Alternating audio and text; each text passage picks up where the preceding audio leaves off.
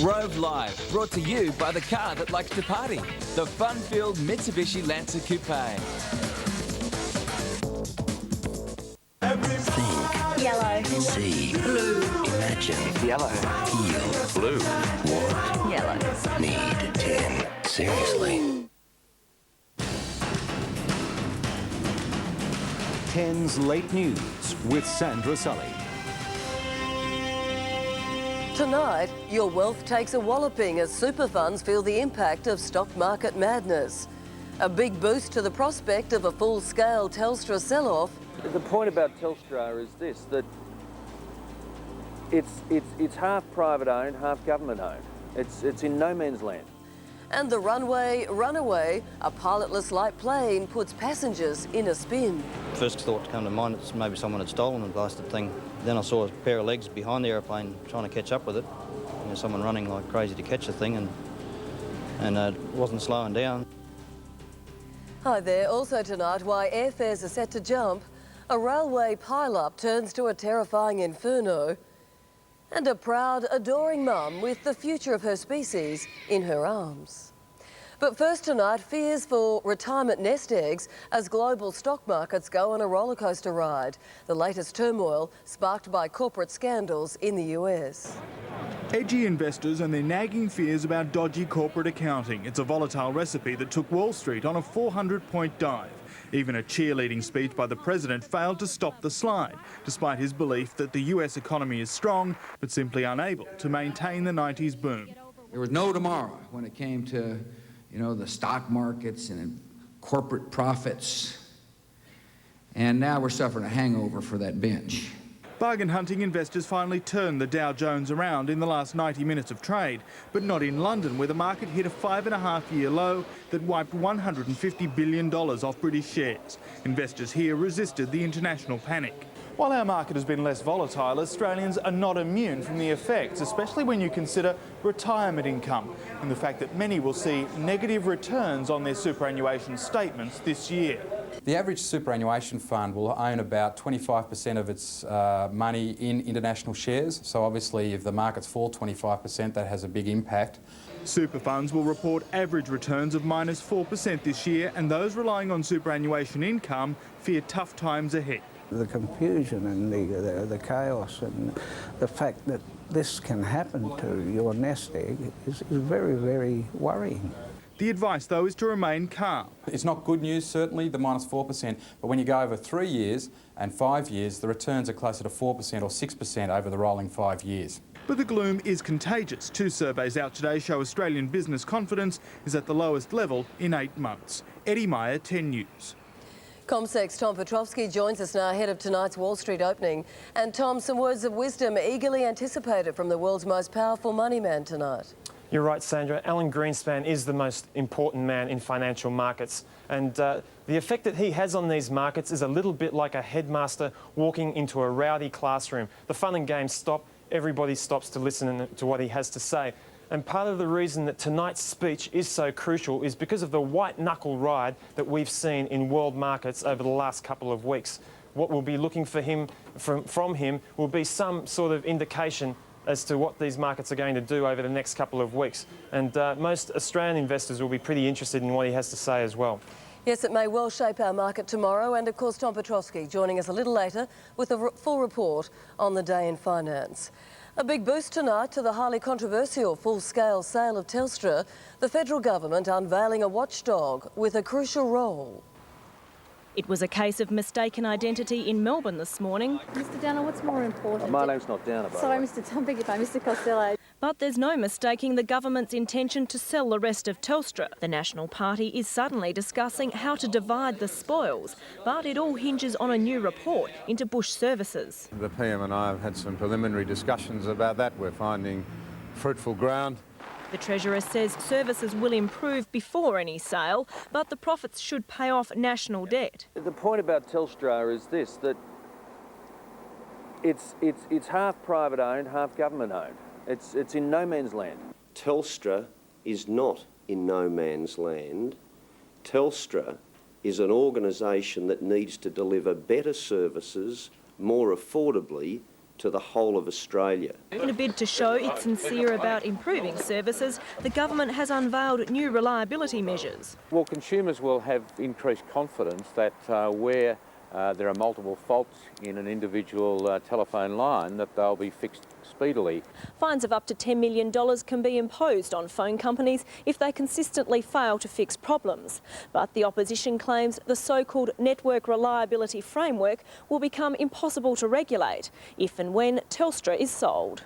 That needs the vote of 4 extra senators, a scenario which at the moment is unlikely. Leonie Mellor, 10 News.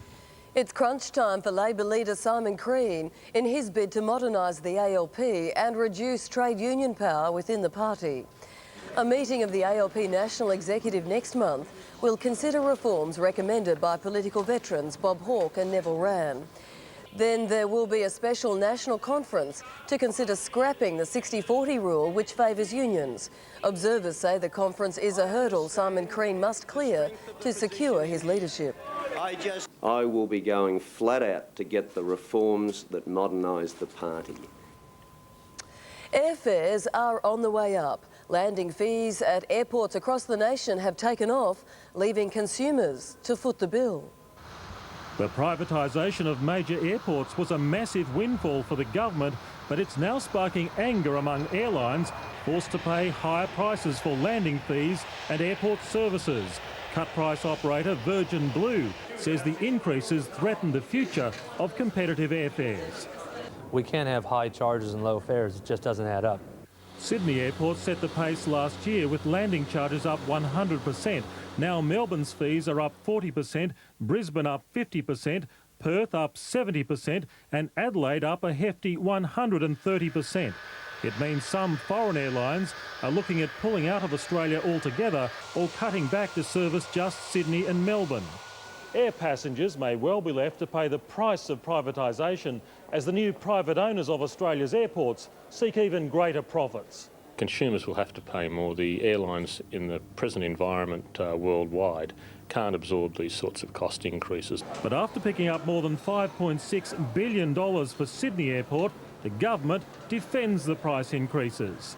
The people who invest in them have to have a return so that they upgrade them over time. If they've given a wink and a nod that as soon as the sale goes through you can whack up the prices, why didn't they tell the public about that before? As airlines consider their next move on fares, all the private airport operators are likely to increase parking fees and open more retail space to boost income. John Hill, 10 News. In breaking news tonight, an Australian nurse is battling for her life after a huge beach concert turned to chaos in England. 26-year-old Karen Manders was among 250,000 clubbers who descended on Brighton Beach for a Fatboy Slim concert. It's believed the 26-year-old lost her balance while perched on a railing, plunging 10 metres to the ground. She has severe head and spinal injuries and is in a critical condition. Hundreds of people were injured during the concert. A runaway plane has left a trail of destruction worth hundreds of thousands of dollars. The Cessna plane raced off the tarmac as the pilot got out to spin the propeller. Still on board, 3 children and an adult. First thought to come to mind, it's maybe someone had stolen the blasted thing, and because I've seen that happen before. And then I saw a pair of legs behind the aeroplane trying to catch up with it. You know, someone running like crazy to catch the thing, and it wasn't slowing down. When the plane finally came to a stop, it was a mad rush to get the passengers out in case it exploded. He started pulling kids out, and I got there and grabbed another one, pulled him out, and he was completely covered in fuel. Like his shirt was absolutely saturated, so he dragged his clothes off before he started to get fuel burns and stuff. An inquiry is now underway. The world's biggest crime scene has officially closed. A special ceremony held to mark the end of efforts to recover human remains from the World Trade Center. Star-Spangled Banner. A short but solemn service to honour those who've had the painstaking task of sifting through the debris. Nearly 2 million tonnes of rubble sorted through in the grisly search for body parts and personal belongings. You'll never appreciate how much finding a wedding ring or a photo of a lost father means to those families. Marina Aravalo's son Kenneth was killed in the attacks. She was told her son's remains had been identified just 6 weeks ago. Even though they find some remains of my son, I think part of them is still here. So far, forensic experts have been able to positively ID 1,229 people, fewer than half those who lost their lives in New York on September 11. Julie Borozewski's husband is likely to be among the 800 who'll never be identified. They've given so much, and by coming here and thanking them and letting them know they've been appreciated, it just seems the least we can do. Trucks began hauling debris to Staten Island just a day after the attacks, every piece picked through by hand.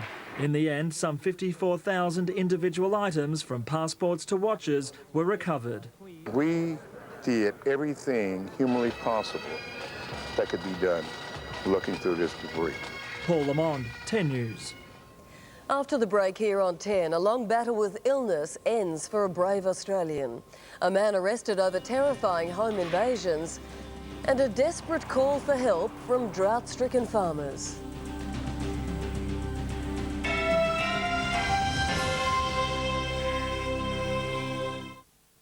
This program proudly brought to you by Bad Company in cinemas July 18 and Colin Wheeler from H&R Block, the best people in tax.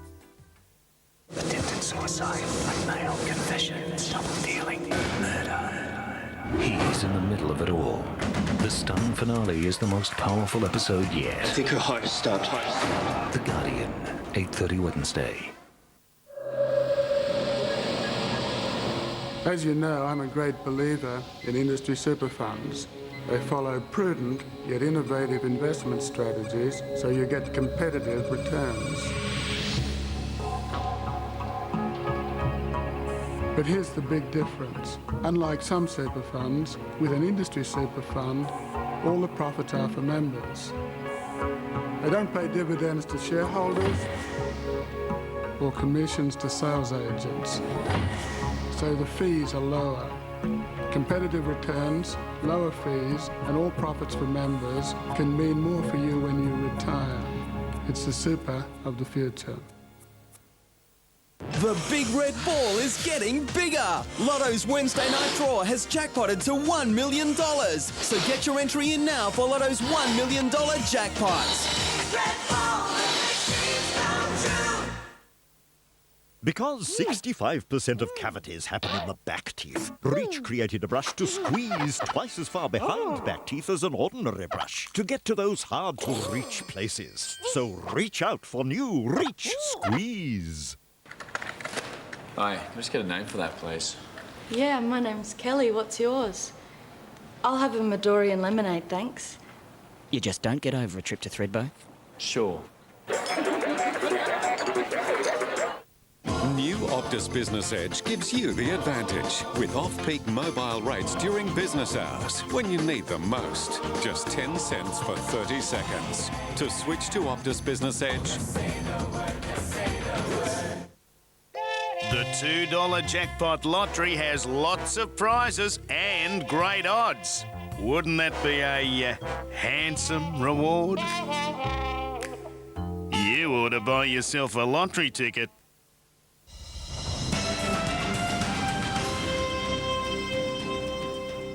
You're watching 10's Late News. Another court appearance tomorrow for a man being questioned over home invasions and attacks on the elderly in Sydney. He was arrested today and charged in connection to one of the attacks in the northern suburbs. He faced court late today and was refused bail. More charges will be laid when he makes his second appearance before a magistrate tomorrow. The 3 victims of a killing spree in Melbourne last week have been farewelled in a traditional Buddhist ceremony. Homicide detectives joined mourners as the hunt for the killers intensifies. A funeral for 3, triple the sadness. A proud Australian migrant speaks in Vietnamese a tale of sorrow, of 2 sons and a nephew murdered. How the pain is our hearts when each one of our missing sons were brought up from the river. Hundreds packed the Buddhist temple to say goodbye, beginning with an ancient chant. James Hun was hacked to death in Chapel Street last Monday. His cousins Viet and Nam drowned in the Yarra River, fleeing up to 15 attackers. The crime shocked Melbourne. The state government moved to propose new weapon control laws, including fines of up to $3,000 for suspects refusing to allow police searches. Perhaps the Almighty has reserved this for us, or perhaps society has forced our family to carry this burden. For the victim's grandmother, who fled Vietnam with 12 children a quarter of a century ago, the pain cannot be eased. She wonders how a nightclub fight could end like this. Homicide detectives joined mourners as the coffins were carried from the temple.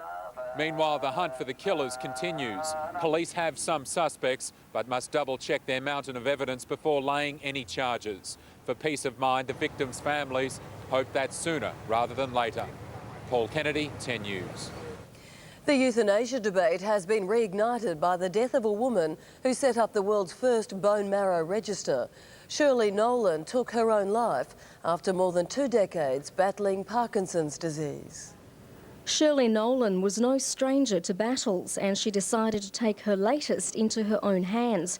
The euthanasia advocate, who also established the world's first bone marrow register, committed suicide on Sunday after a long struggle with Parkinson's disease. A true battler. She worked really hard at whatever she did. She was a kind of person who went into everything with full zest. She became internationally known in the 1970s through her desperate search for a bone marrow donor for her son Anthony, a leukaemia sufferer.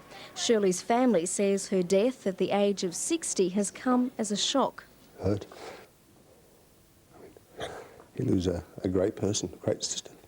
But they respect her decision to die with dignity, even though she wasn't terminally ill. I think the individual is the best judge of how much suffering they've had, how much more they can take. Shirley Nolan wrote 2 suicide letters detailing how Parkinson's made her life hell.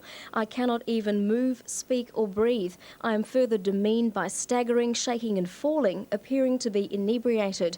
She spoke of the indescribable terror of paralysis and asked for a change to the law to allow people to have assistance to die. She ended up having to do it earlier than she wanted to because she didn't have the benefit of decent legislation. Euthanasia advocates have revealed another Adelaide woman is planning to take her life in the weeks ahead, inspired by Shirley Nolan's example. Lou Hendricks, 10 News. The arrest of 3 people over the death of a young girl, apparently after taking ecstasy pills. United Kingdom police are waiting for a toxicology report that's expected to confirm ecstasy is to blame. If that is the case, at 10, she will be the youngest person to die from the effects of a party drug. She was taken to hospital after suddenly becoming seriously ill at a Lancaster home. The people arrested are aged between 18 and 20. And from the United States tonight, dramatic pictures of a fiery truck wreck forced off the tracks. More than 20 of the cars slammed into each other and burst into flames. Fuel and inflammatory cargo is thought to have sparked the blaze, hampering rescue efforts. Incredibly, no one was injured in the crash. A nearby highway was closed due to fears explosions from the tangled wreck could have spread the fire. Still to come in tonight's late news, celebrations over the birth of panda twins at a Chinese zoo. And in sports tonight, former boxing champion Jeff Fennick calls for Anthony Mundine to put his career on the line.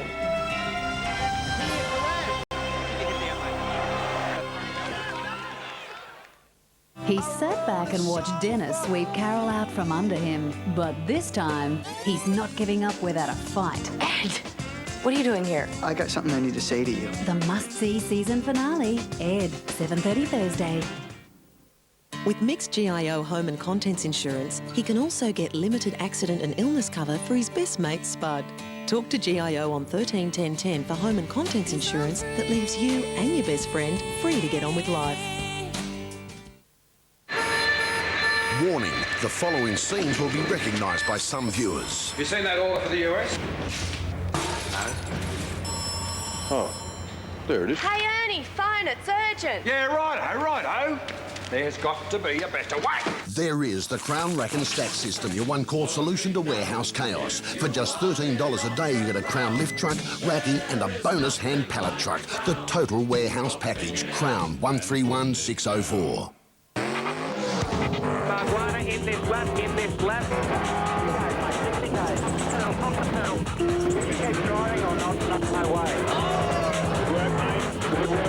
Oh, the bounce! Feel the power. Be part of the action when Ford and Holden go head-to-head in round 7 of the V8 Supercar Championship Series. Oran Park Raceway, July 27 to 28. Book now. 024646 1004. Can I help you there?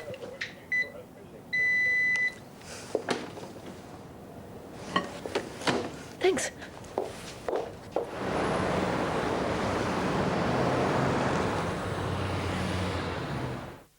The big red ball is getting bigger. Lotto's Wednesday night draw has jackpotted to $1 million. So get your entry in now for Lotto's $1 million jackpots. Red ball, Switch your home, contents or motor vehicle insurance over to GIO. Pay your premium before the 31st of July and you could win $10,000.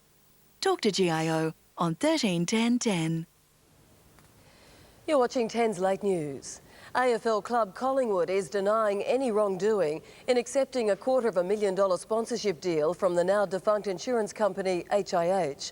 Documents tabled today at the HIH Royal Commission allege entrepreneur Brad Cooper persuaded the insurance giant to offer the sponsorship in December 2000. The deal was signed by Ray Williams 2 months after relinquishing his position as chief executive of the company. If Mr Williams breached his duty, Collingwood may now suffer a financial blow and be forced to repay the money. It is also alleged the deal helped secure directorships for Mr Cooper and Eddie Maguire. Mr Maguire has also dismissed the claims. A desperate call for help from drought-stricken farmers. They have held a crisis meeting, pleading for funds to save the industry from ruin. Parched livestock, dying crops. A dry summer followed by a dry, cold winter has seen drought conditions rapidly grip 2/3 of the state. Farmers so desperate to keep their stock alive, they're grazing their herds on the side of country roads. This position continues until Christmas. We're going to have a huge number of farmers are going to be in a hell of a lot of trouble. The hardest hit regions include Bourke, Walgett and Brewarrina, where they're running out of water and are unable to plant winter crops. The crisis has forced the farmers on a mercy mission to the Premier's office, pleading for urgent assistance. And you can see that with the dry spell in January, the drought situation then spread right into the grain belts. We've made work towards a package. I think we're going to be able to say something shortly. The government says it will offer a relief package consistent with a national drought strategy. Rather than just throwing money at the problem, it says it wants to teach farmers to use drought as a management tool. But farmers aren't after management advice. It's too late for that. Well, that won't be good enough. We'll be asking for straight out assistance. I mean, at the moment farmers are in trouble and they need some assistance. They need money to keep their breeding stock alive, and they're asking to defer the repayment of previous government loans. The first stage of the relief package is expected later this week. Sean Fewings, 10 News. To finance, and the share market closed weaker today. The benchmark All Ordinaries Index down 28 points. The resources sector was hit hard today, BHP falling 34 cents, Western Mining losing 59. There were mixed results for the major banks, Macquarie falling $1.43. Meantime, $1 Australian dollar will buy you more than 56 American cents, while gold is trading at $320 even US an ounce. Comsec's Tom Petrovsky joins us. Tom, yesterday the Aussie market put on a brave face, but it couldn't sustain it. Sandra, world markets are being driven by what's happening on Wall Street at the moment, and as far as last night was concerned, it was a bit like watching them bungee jump, but from where we were standing, we couldn't actually see that they were attached to the bungee cord until the very last moment, when the US market staged a remarkable recovery.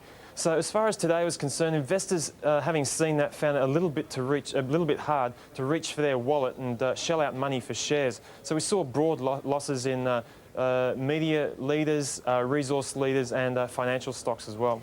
So, Tom, how does the resilience of the Australian market everyone's been talking about lately actually stack up in numbers compared to other markets? Well, investing in shares is an important part of any balanced investment strategy. So if you were invested in Australian shares over the last year, you would have suffered a negative 7% return. But if you were invested in European or US shares, you would have lost about 20%. So from that point of view, Australian shares aren't looking too bad at all. So far, so good. Thanks for joining us tonight. Tom Petrovsky at ComSec. On a much lighter note, curiosity is usually bad news for cats. But today, it got the better of one unfortunate dog. Coda, you see, was just a little too eager to see the inside workings of an empty log.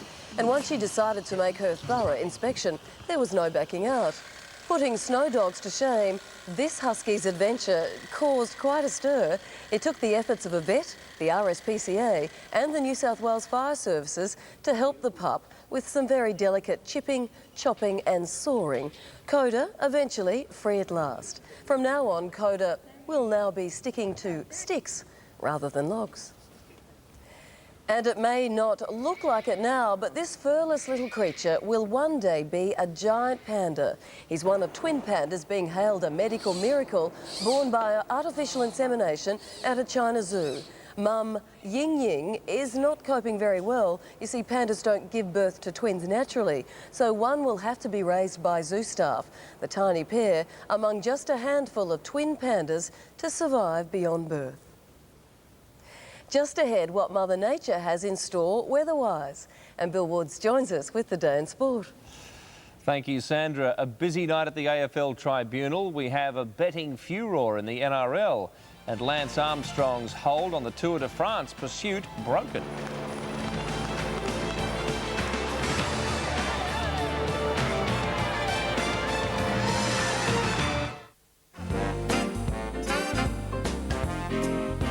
Tonight's weather is brought to you by tomorrow's breakfast. Deliciously golden Goulburn Valley peaches with cereal. Made even easier with Goulburn Valley's new fridge pack.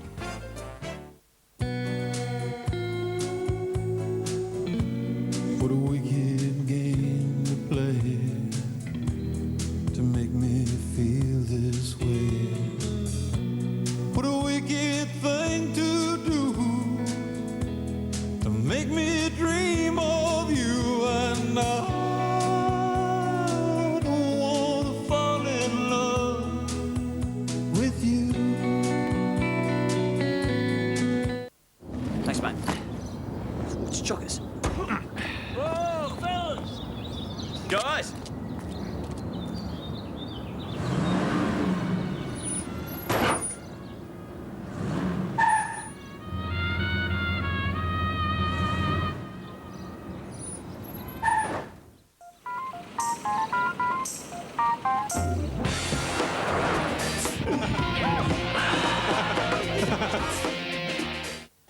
Officeworks huge furniture savings. This work centre save $150. This bookcase save $100. And huge reductions on selected chairs. Officeworks huge furniture savings. On now.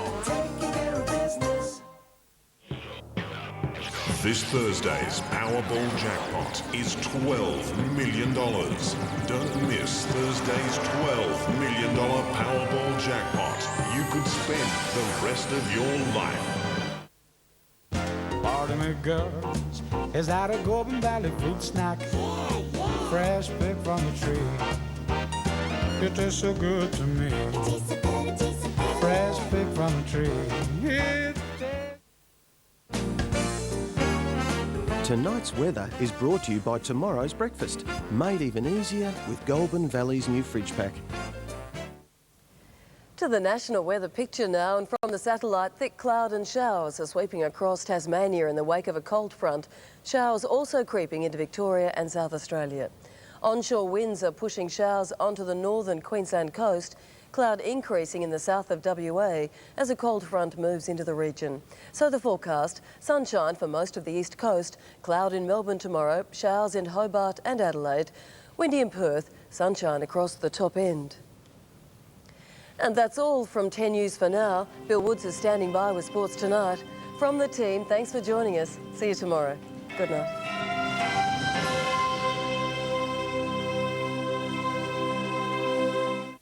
Celebrity Big Brother for charity. It's going to be big.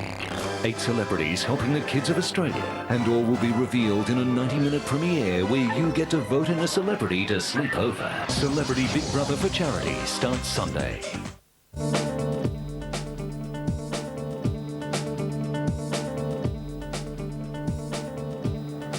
We produced the first CD by ourselves, but used up all our money. With a 20 grand we won, we could press the CDs and market them ourselves. It's all about doing what you want, the way you want. And if you're 16 to 24, call the number or check out the website.